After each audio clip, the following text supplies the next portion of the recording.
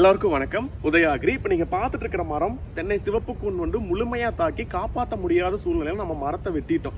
ஏன்னா அதனுடைய தாய்ப்பூச்சிகள் அடுத்தடுத்து தென்னை மரத்துக்கு பரவாம இருக்கிறதுக்காக மரம் முழுவதும் உள்ளுக்குள்ள அந்த ட்ரங்க் ஏரியா முழுவதுமே கிரப்பு நிறைய இருக்குது. இங்க பாருங்க. ஸோ நான் கையை விட்டு எடுக்கிறேன், எப்படி ஃபீட் பண்ணியிருக்குன்னு பாருங்க. கிரப்பு சாப்பிட்டது தான் இது ஃபுல்லாவே.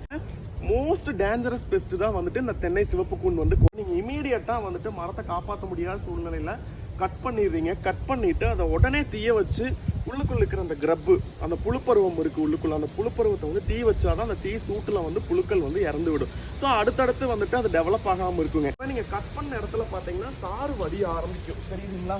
சாறு வடிய ஆரம்பிக்கும். ஸோ அந்த சாறு வடிகிற இடத்துல என்ன பண்ணலாம் அப்படின்னா, நல்லா சிஸ்டமிக் அண்ட் கான்டாக்ட் இன்செக்டிசைடு பார்த்தீங்கன்னா 15 நாளைக்கு ஒரு முறை நீங்கள் ஸ்ப்ரே பண்ணுங்க. தொடர்ந்து ஒரு 2 மாதம் ஸ்ப்ரே பண்ணுங்க அந்த காயமட்ட இடத்துல. கண்டிப்பாக மண்ணுடைய தாக்குதல் முழுமையாக உங்களுக்கு குறைஞ்சிடும். அடுத்தடுத்து பரவாமல் இருக்குங்க. சிவப்பு கூன் தாக்கிய மரத்தை நீங்கள் வெட்டிட்டீங்கன்னா இமீடியட்டாக தீ வச்சு அதை அழிச்சிருங்க. நன்றி.